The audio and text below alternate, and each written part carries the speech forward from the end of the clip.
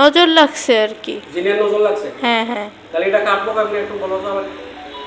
এটা কাটতে হলে সব সময় আছে না, পবিত্রতা অর্জন করে চলতে হইব।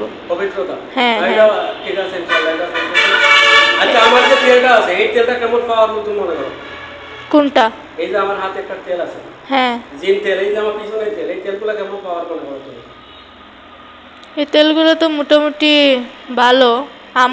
আমি যে শক্তিশালী জিনিস এগুলোরে মানে শিক্ষা দিতে এটা যথেষ্ট। তাই? জি যাক, তোমার কাছে একটা তথ্য আমি নেই। জি সালমান, তুমি আমারে যে সময় তোমার ডাকি আমার একটু হেল্প করবা তুমি? জি। এটা কিভাবে? তুমি আমার বন্ধু হিসাবে মানে নিতে পারো? এটা দেখি, ইনশাল্লাহ হ্যাঁ, চেষ্টা করব ইনশাল্লাহ। তোমার আমি যে কোনো টাইমে ডাকলে পাইতাম, যে কোনো রোগের উপরে। জি, তবে অন্য কোনো মহিলা রোগীর উপরে ডাকলে আমি আসতে পারবো না আসলে। মহিলা রোগের উপরে আসবে না তুমি? একটু দূর থেকে কথা কইবা। তো আমার দরকারের সাথে তোমার ডাকবো তো আমি বেশিরভাগ তো এই অধিকাংশ তো মহিলা রোগী। জি হুজুর, প্রথমত আমি ভাবছিলাম যে মানুষ জাতির উপকার হইরা, যে মানে অনেক বড় ভুল করছি আমি। হ্যাঁ, যেহেতু আমি আপনি বলতেছেন। শুনো, আমি কইতেছি আপনার শুনো, না, আমি আল্লাহর জন্য এই সেবাটা নিচ্ছি। জি কথা বুঝছো? এটা জি খুব একটা কঠিন সেবা। জি এটার মধ্যে অনেক গাছ প্রতিঘাত আছে, বিপদ আছে। এরপরে আমি নিছি কেন? আল্লাহর জন্য নিছি। তুমি আমাকে যদি আল্লাহর জন্য সহযোগিতা করো, জি তাহলে তো তুমি এটার বদলা পাইবা। জি, কিন্তু হুজুর আপনারাই তো বলেন যে আমরা মিথ্যা কথা বলি। প্রথমে তো আপনারাই ওই যে ভুল বুঝছিলেন না তখন। তোমাকে আমি যদি মিথ্যা মনে করতাম আজকে ডাকিয়ে আনতাম না এবার।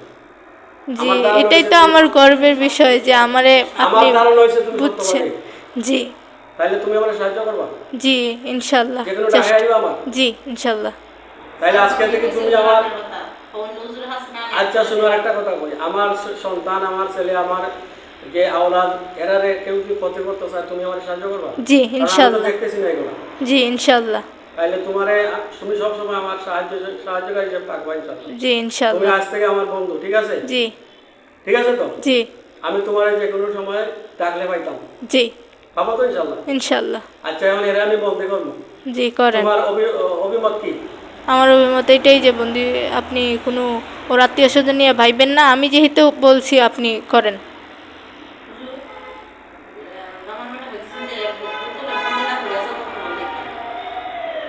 জবহরা আমি এটা পিতা না, আমি জবহরা তার একটা মাহলুক রে জবহরা আমি বুতল বন্দি করিয়া দেওয়া বলা, এটা জীবনে সত্য পাবো না। না, কি বলো তুমি?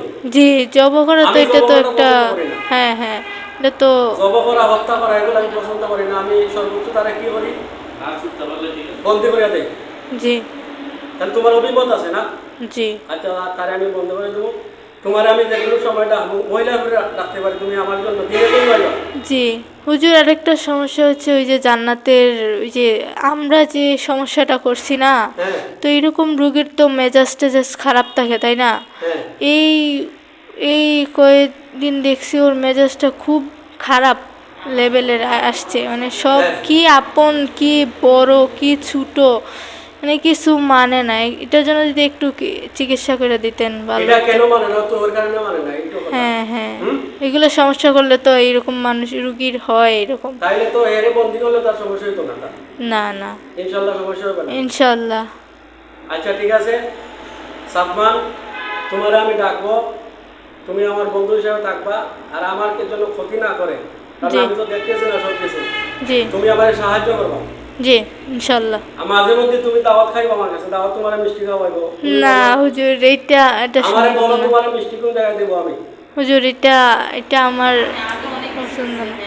তুমি বন্ধু হিসাবে বন্ধু থেকে নেওয়া না, হাদিয়া হাদিয়া তো নেওয়া শূন্য। আমি আগে উপকার করি তারপরে আচ্ছা তাহলে বলো তোমার কোথায় আমি মিষ্টি রাখবো, এটা বলো। হুজুর, আমি আগে উপকার কইরা তারপরে খাইবো। আচ্ছা, তোমার জন্য আমি মিষ্টি এখানে রাখবো। এই যে আমার কি আছে না, জি ভেন্টিলেটর আছে না? না হুজুর, আমি আগে আপনার উপকার করি তারপরে খাইবো। আমি কথা দিছি, এটাই আচ্ছা, আমার তুমি নিয়ম। আমার কথাগুলো ঠিক রাখবেন তো? তোমার জি কথাগুলো ঠিক রাখবে তো ইনশাআল্লাহ? জি ইনশাল্লাহ। আমি দেখুন ওটা তোমার ভাই। জি জি ইনশাল্লাহ। আচ্ছা, ভালো থাকো সালমান, জি তুমি সুখী হও, আল্লাহ পাক তোমার